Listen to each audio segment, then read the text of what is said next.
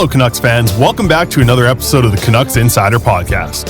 My name is Chris Faber, and this week we take a trip down Highway 1 to chat with Abbotsford Canucks head coach Manny Malhotra about his transition into coaching, what makes a young player successful in the AHL, and much more, including his rookie season in New York, where he was a teammate with Wayne Gretzky during his final NHL season.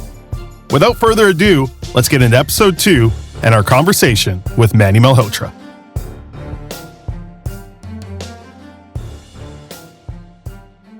Joining us today, 991 games in the NHL, 159 of those over 3 seasons with the Vancouver Canucks, a career face-off win percentage of 59.7%, and currently the head coach of the Abbotsford Canucks, Manny Malhotra, joining us today. Manny, you guys are back from the road. It must be nice to kind of get here in 6-degree weather instead of whatever you had in Laval there. Yeah, it's obviously a lot different coming back to the West Coast. No need for toques and scarves, so it's nice to be back off the road. And this is something you've talked to me about a lot when I asked you about kind of taking this job in Abbotsford, just to get started, coming back to the West Coast. What did it mean for your family? I know you've talked about it for yourself, but just getting the whole family back here on the West Coast and enjoying this kind of lifestyle again. Now that you're settled in, you guys are into the new year now. What's it been like just looking back at the past few months, being like, okay, we're settled here as West Coasters?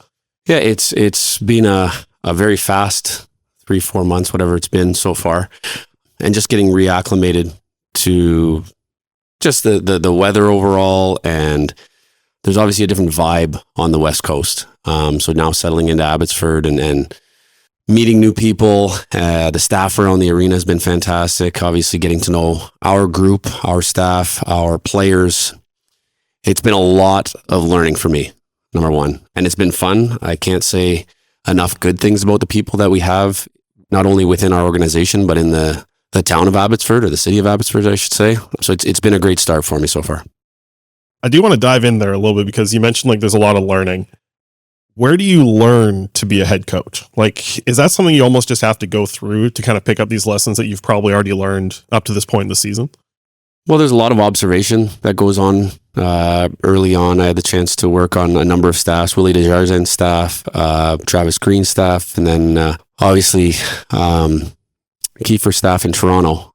So you pick up on a lot of things, and being around different coaches, you just learn different styles of the way of doing things, how you run a practice, your intention behind a drill, your messaging on a game day, how you deliver that message. There's so many things that go into it. So over the course of the last 8-9 years, for me, it was just, learning what I liked, what I saw worked, what I saw didn't work.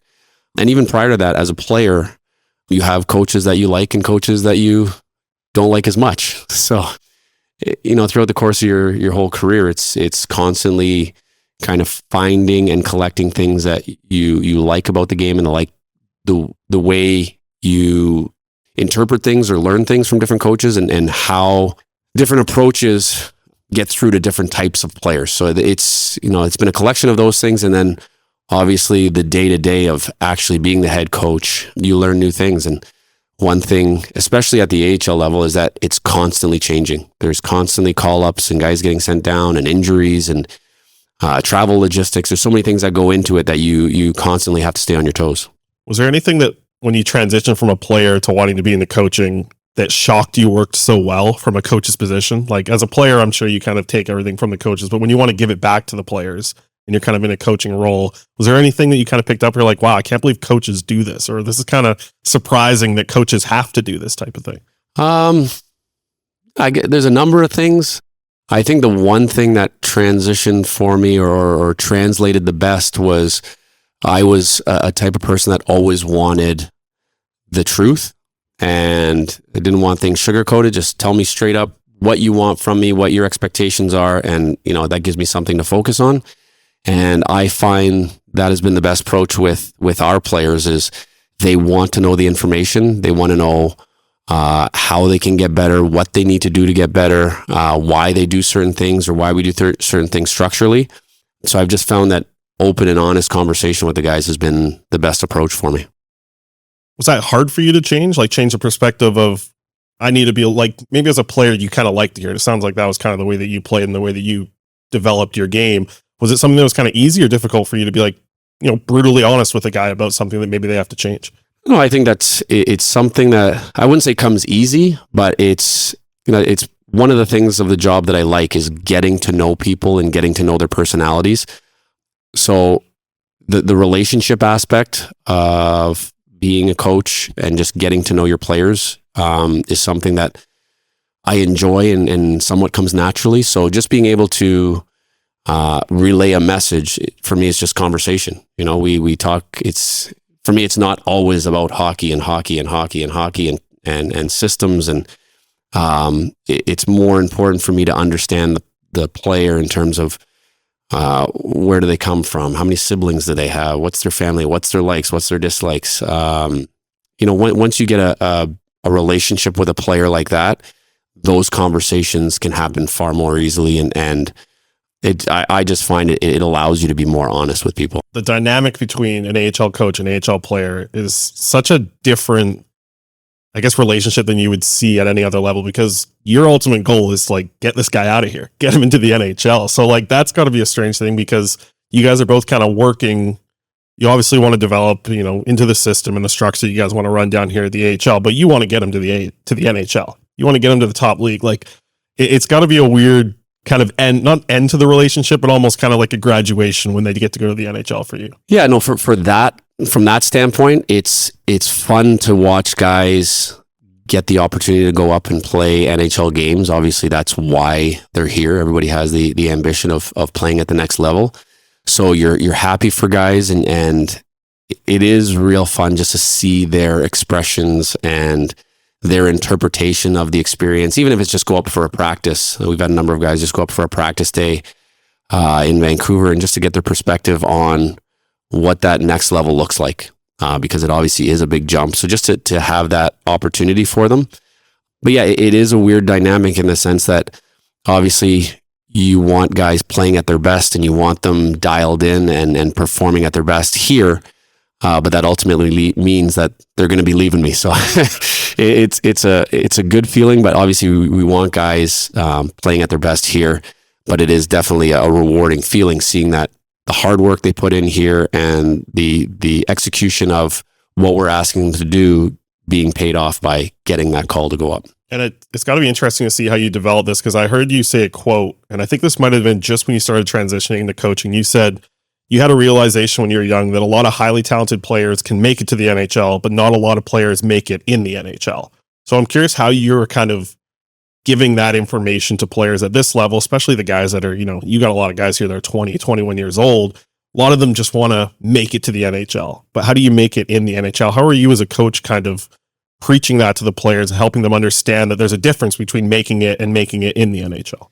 Yeah, I think that quote for me came from the fact that as a young guy, you see a lot of guys that you play junior with and guys you grow up with get drafted to the league. And it's an amazing feeling being drafted, hearing your name called and being a part of an NHL organization. But there's so many of those players that never get an opportunity to actually don the jersey in a game and have a career of it. And as I went through my career, I realized more and more the guys that were able to hone a very specific skill and develop a very specific game plan for themselves, what was allowed them to make a career of playing in the NHL. So it's a very easy message for me as a coach to preach the fundamentals of the game. And a lot of these guys, I would say the majority of them, at one point in their minor hockey careers or college careers or junior careers, whatever it was, they were the man. And they were the guy first over the boards for power play, first over the boards penalty kill. First, they were on when the team needed a goal. They played big minutes. Now to be pooled with a number of guys that were all that guy, it's understanding your role within a team and how you may have to transition from being the man to being a very integral piece of a team. You're not called on to score goals. You're not called on to be that man anymore, but how you can apply the fundamentals that these guys have been taught since day one. Win your races, win your puck battles, be in position, communicate on all those things that seem very remedial and basic are things that allow players to excel at the next level. And it's It's interesting because every player will tell you they're like a team first guy, and being told that you have to be a role player. And it's almost, I feel like that's maybe evolved a little bit. That feels like something that's a little bit of an old time. It feels like, yeah, you play a role, but you almost need to just be able to fit into the team structure a little bit more than even being a role player. Do you see an evolution of that over the past maybe 10, 20 years of a guy who, he's a fourth line center, he kills penalties, and that's all he does. Now it feels a little bit like a team structure. The way that you need to play into your team strategy feels a little bit different. It's kind of evolving over the years. Or do you see it as the same? I feel that with the skill level of young players coming up, the game is evolving, the game is changing to a certain extent.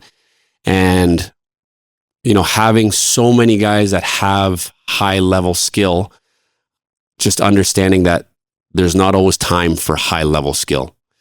There is always time for winning battles and being competitive on the wall and doing the right things within a game to set you up to be successful and to set you up to be able to use that skill. So the mindset and the understanding for a lot of these young guys needs to be, I need to be reliable, I need to be dependable, I need to make the right play in the right moment, and then I will be given the opportunity and I'll be given the leeway to use those elite skills. And that's, talking to different coaches around the league, that seems to be the messaging for every young player, is that you have to readapt and reinvent your game at times. And it's the guys that are willing to do that evolve and eventually get to the next level. I need to hear it from you because you're way more of a hockey guy than I am. Like the last 20 years, the way the game is going, what is the most important thing for you to see a 20-year-old come into your organization here in Abbotsford? What's something that you love to see from one of these young kids who comes over here and is now trying to play pro hockey in North America? The way the game's going, it's faster every year. The kids are better every year that are coming through the draft. But for you, just as maybe like a personality point of view with a guy, what do you love to see when you get a 20-year-old coming in here and just wanting to get to the NHL? What's the most important thing? I always keep coming back to it, and I've heard different quotes from different coaches in different sports. It always comes back to the same thing. It's the enthusiasm and the energy and the body language when you come to the rink every day. And ultimately, when you have a guy that is, they get here for a reason. Obviously, the guys that are chasing or pursuing a pro hockey career, they are driven, they are elite, they are, they've pushed themselves to get to this level. But it's the guys that can find joy and enthusiasm coming to the rink every single day, because it is a grind. It's a long season. There's a lot of travel. There's a lot of practice time. There's a lot of working out there. It does become a grind, but to find joy in that and to be enthusiastic when you come to the rink, to be a good teammate, ultimately, keeps that motivation alive on a daily basis. And the guys that excel are the ones that can do it every single night. That's the difference between good players and great players. That's the difference between minor league players and NHL players. It's consistency. The guys that can do it relentlessly over and over and over and recreate that A game on a nightly basis are the guys that have pro careers. So that's the biggest thing. It's the enthusiasm, it's the body language, and which ultimately, to me, results in a competitive kid. Kid that wants to compete, that wants to win puck battles, is driven to be better than the other guy, are huge traits for me that I want to see in our young guys. It's funny, all those traits you mentioned, I just kept thinking, like, that's what I see from the veteran guys. Like, I see the veteran guys who have been around the AHL for a while. They seem to have all of that. So how important are those guys in an AHL organization? Guys that, I remember Matt Irwin here last year, how important he was to the group, an older guy, and they said he acted like one of the youngest guys in the room because he was so enthusiastic about being at the rink. For these young guys to pick that up from the guys who have been around 10 plus years as a pro, how crucial are they in developing these young guys to get to the next level? It's huge. It's a huge part of it. Like you said, that there's a reason that they survive for 10 years in pro hockey. The majority of people, fizzle out after 2-3 years, and it's those guys that they don't have the joy. They don't love coming to the rink. They don't love just showing up every day and competing. So for our young guys to have those veteran guys in the room and to see them, competing on the ice and working hard after practice, they're in the gym, they're doing all the things that make you a pro. it's vital for young guys to see that is essentially what it takes. To get to your playing career a little bit, because I do want to talk about some things. Jim Rutherford, who you now probably have quite a bit of communication with, was the guy who kind of gave you the option to come back and play hockey and gave you that opportunity. What does it feel like now? I know the hockey world's small and everybody always says that, but to come back now and be working with him in this organization here, as a guy, hearing you talk about it in past interviews, Jim kind of helped you get back to playing hockey. So to now have this relationship with him as the president of hockey operations, what's that relationship like, and how has it kind of developed over the years? Because that was 10 years ago when he signed you and gave you a chance with Carolina there. Yeah, it goes really fast. It's amazing. But yeah, I'm forever grateful for the opportunity to get back into the NHL. He gave me an opportunity with Charlotte, played there for a month, and then was given a chance to get back to Carolina and play. So forever grateful to him for allowing me to continue my playing career. I felt that I had more to give, and he gave me that opportunity. But now on the flip side, working for him, nothing's really changed with him in terms of his passion and his intensity and his desire to want to win and be better and get better. So for me, you want to be around those people. You want to work for those people. And, the trickle down from Jim throughout the organization, the staff, is that they all have those traits, that they are uber motivated, they are uber competitive, and they want the most out of the players, the staff, anybody that's going to be around the team and the players. They want a lot out of them. So it's for me as a coach, you want to be in that environment of people that are truly driven to want to win. And another one of those names, obviously around here, Ryan Johnson, a ton. So I have to ask you, what is it about NHL players who love winning faceoffs and blocking shots that helps them get into coaching or becoming a general manager around the league? Hey, again, I think it's the passion and enthusiasm. RJ spends a ton of time traveling. He's a ton of time in the rinks scouting players and talent and orchestrating player movement and development. And he's so dialed into the game, but it comes back to his passion to, number one, want to win. But he's such a people person that he wants to help players achieve their goals. And, for him, just talking with him about when he gets the opportunity to call a player and say, hey, you're going to get your first game, and just to have that interaction with the player, for him, he gets so much joy out of that. So again, I think it's just his enthusiasm to want to help people and win ultimately. And I've talked to AHL coaches in the past, and it's not necessarily something that shocks you, but you kind of mentioned it as well, like the roster, the day-to-day. So how many texts do you think a week do you have with RJ?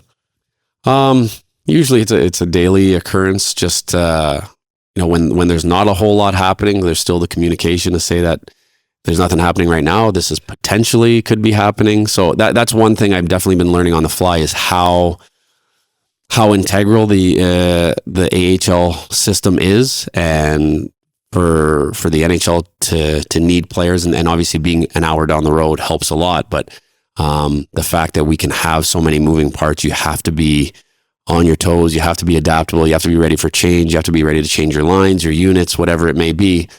But again, the communication between us is really good. I'm always kept abreast on what's going on and what may potentially happen. So for us as a staff, it allows us to plan ahead. What have you been most proud of up to this point in the season, into your first year as a head coach here with Abbotsford? A lot of good, a lot of ups and downs as well throughout the way. And you mentioned a lot of kind of bumps in the road with rosters and everything you have to deal with. But through it all, in these months now with you as the head coach, what are you most proud of for yourself that you've been able to do in this spot? I think for myself and for us as a staff, one of the things that we really wanted to focus on right from the beginning of the year was our energy as a staff, and what we bring to the rink every day in terms of the teaching process and showing guys video and communicating with what our expectations are of the team. So I think that has translated well between Smitty and Harry, Hoagie.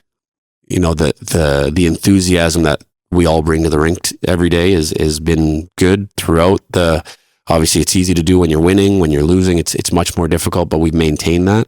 And I think for me, over the course of the last month and a half, especially, the practice habits of the guys have been very impressive. So just to see them buy into what we're trying to teach and take ownership of wanting to get better has been a real bright spot for us as a staff. And I have to imagine from you coming in day one, talking to these guys at Abbotsford training camp to what you have today, the relationship has to be completely different with how your coaching staff is gelled together and how you're reacting with players. Just building those relationships, I hear, is something that's so important, whether it's a coach, a GM, even a player coming into a new room. It feels like once you have that good relationship, everything feels a lot easier to build on, or a lot better to have, stronger practices every day and these type of things. So at this point in the season, how much better is it teaching something to a player than it was maybe at day one of training camp? Oh, it's night and day, really, especially coming in with a new staff. Obviously, it's a different voice. It's a different tech package, different vocabulary. So just getting used to those kinds of things takes a little bit. So now that we have a much better understanding of the verbiage we use, the systems we want to play, how we want to play it, and more importantly, I think between the staff and the players, we have a better gauge of kind of our moods and how we're feeling on a day-to-day, and the guys know when things need to be ramped up, and it's we're going to be on them at practice, and we as a staff have a better understanding of what to look for in guys, through the travel we have, through the schedule we have, knowing when it's time to back off and when it's time to throttle down and push them harder. So I think understanding one another and having a better relationship since the beginning of camp has really improved and allowed us to gel more as a team. So have you had a perfect period yet this season? Has there been a period where you walked into the room and just said, that's exactly what we need? That's what we want to see every period from you guys? Yeah, there's been moments where we look at our group and we say, like, just do that every single night. Do that every single period and we will be laughing. And again, that's the difference, and that's the growing process for us is consistency. We know what we have in the room. We know the players. We know how competitive they can be. We know how well they can play. For us, it's a matter of finding that consistency and trying to get them trying to get it out of them on a nightly basis. But yeah, we've had some games and some periods where we've been dialed in. They've done exactly what we expected. I don't think the perfect period or perfect game ever exists. That's something that we try to chase, but there has been some moments for us where we liked a lot of what we saw. And to do it with a Canucks logo now and be able to be with this organization again, I know I've heard you talk about when you came back for that 2011 final, just getting a chance to, we heard the crowd chanting your name, everything like that. I'm sure Vancouver held a strong piece of your heart, and just to be able to come back to this organization and now support them here with the AHL club and be able to, graduate players to the team that you love to play for so much. What has it been like to just be back with the organization and see some, familiar faces, obviously with the Sedins and guys like that, but just to do it here with the Canucks? What's it been like for you to kind of come full circle here? Well, it's special. As you mentioned, I had a lot of stops in my career. Vancouver definitely holds a very, very dear spot in my heart for not only the fact that, we lived here, my kids were born here. We had an incredible run.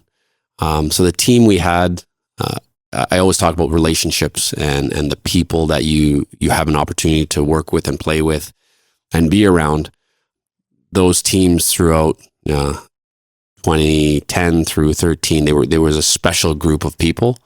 So number one, to be able to come back to the organization that is definitely on an upswing, the people that they've put in place, obviously starting at the top with Jim, and having the opportunity to work with great people. And as you said, having Hank and Danny come around the rink and being around the guys, teaching the guys. For me, I'm again very privileged and grateful for the opportunity that I've been given here to pursue my dream of being a head coach, but more importantly, doing it with the people that you want to do it with. That's always been a big thing for me is not just what you do, it's who you do it with. So being in an organization that is flooded with great people, it's been a great experience. And you mentioned your boys being born in BC as well. And I see you out there on the ice. You're still doing, you're skating with the guys. You're doing some conditioning with them as well. Have the boys beaten you yet? Like, have you had some one-on-one games? Are you kind of shocked by them, or are you still shutting them down on the ice? These guys are my own kids. Your own kids. Yeah, your own kids. I'm not, these guys are maybe once kids, or twice, but your own, like, I see you out there. You're still in great shape. Yeah. I noticed, why are all the coaches, you guys do conditioning with the players, it feels like, on everything? You can't ask someone to do something you're not willing to do yourself. So I heard that somewhere before. So when we join in with the guys, there's no excuses for them when we can get up and down the ice. But no, again, it comes back to the enthusiasm of it. Our coaching staff, we love hockey. We love being on the ice with the guys. We love teaching. We love coaching. When we have opportunities to jump in drills and be a part of it, it's fun for us. So we still enjoy it. So from that standpoint, that answers that. We want to be a part of it. We enjoy helping the guys, and I think they see that level of joy that we have with the game. And as far as playing my own kids on the ice, I still try to put them in their place whenever I can. I don't know. So many years I don't know how long right? it's going to last. So I got to enjoy that when I can. I needed to ask this about your rookie season. You come in at 18 years old, and you jump in. You play with the New York Rangers. It's Wayne Gretzky's final season. Was it just a traveling, like everywhere you went, it had to be a circus, knowing that he's going to be retiring? You're a rookie. You're playing 5 minutes a night the first half of the season. Like, what is it like to be you at 18 years old in New York? It was a surreal experience. Obviously, starting from day one in camp. Actually, even going back farther to the draft, I got selected, met the table. Then you go through a media gauntlet under the stadium, and our PR guy handed me a phone. He said, "Somebody wants to talk to you." And then as soon as I grabbed the phone, "Hey, Manny, it's Wayne Gretzky." I knew the voice right away, obviously, but "Hey, Manny, it's Wayne Gretzky. Just want to welcome you to New York. Congratulate," all that kind of stuff. So, and then when I looked back at our PR guy, he had a smirk on his face, I guess from the look that was on my face from receiving the call. So it was an unbelievable experience just talking to your childhood idol for the first time. And then in camp, I remember first day of camp, lacing up my skates, sitting on the bench, bent over, tying up my skates, and then seeing a pair of white and blue Nikes kind of stand beside me with a hand extended. "Hey, Manny, Wayne, just want to introduce myself. Welcome to camp. Good luck out there. Have fun. Enjoy yourself." And again, he was finishing his ice session, so he walked out, went to his change room, and the guys around the room were staring at me still because I had this grin on my face just from meeting him for the first time. So, those first experiences were so cool. But then as you go on, you don't realize he's just one of the guys throughout the course of the year. He just wants to be one of the boys. He gets made fun of. He makes fun of other guys. It's just the boys' room kind of thing, or that locker room mentality. And it wasn't until towards the end of the year where the speculation started and, I think this is going to be his last year. That's when the circus started. And that's when it really keyed in for me. Like, oh my gosh, this is a living legend. Been playing with him all year, but you don't think of him that way just because he wants to be one of the guys. And I found it interesting. Anytime guys were talking about records or any of his accolades, he was the first to switch the topic to somebody else. Remember that time you did that? And then, no, so-and-so scored this many.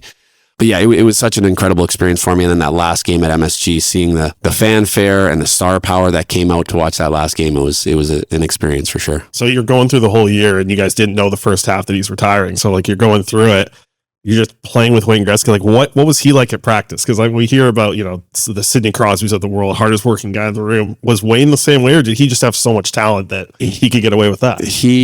He was on a different planet. Like he just thought the game differently. I remember doing a D-zone coverage drill. My line was against his. He was on offense, and he just kind of like moved around the zone a little bit and stood beside the right guy. And then I came on and off my check, and they ended up scoring a goal. And I came over to Craig McTavish and was like, what am I supposed to do in that coverage there? He's like, "Don't worry about it. It's just Gretz." So he was thinking on a different plane. And I remember even watching in games, thinking as he's carrying the puck or he's doing something, you're thinking, why didn't he make that play? And then 2 seconds later, another play opens up and it's even better than the first one. It's like, oh, that's why he didn't make that first play. He would just do things and think on a different level. It was amazing to watch. I have to imagine that second year then is so different. Like Wayne Gretzky just retired from your team. I have to feel like the room was so different. Who were some of the guys that really helped you in that second year? I mean, you were just a rookie. You're playing with Wayne Gretzky. Like it had to be a different planet, like you said, kind of moving into that second year. Within my second year, it was a trying year for me. A lot of healthy scratches. Didn't get a lot of playing time. Went to World Juniors, came back, went to junior again to go to the minors.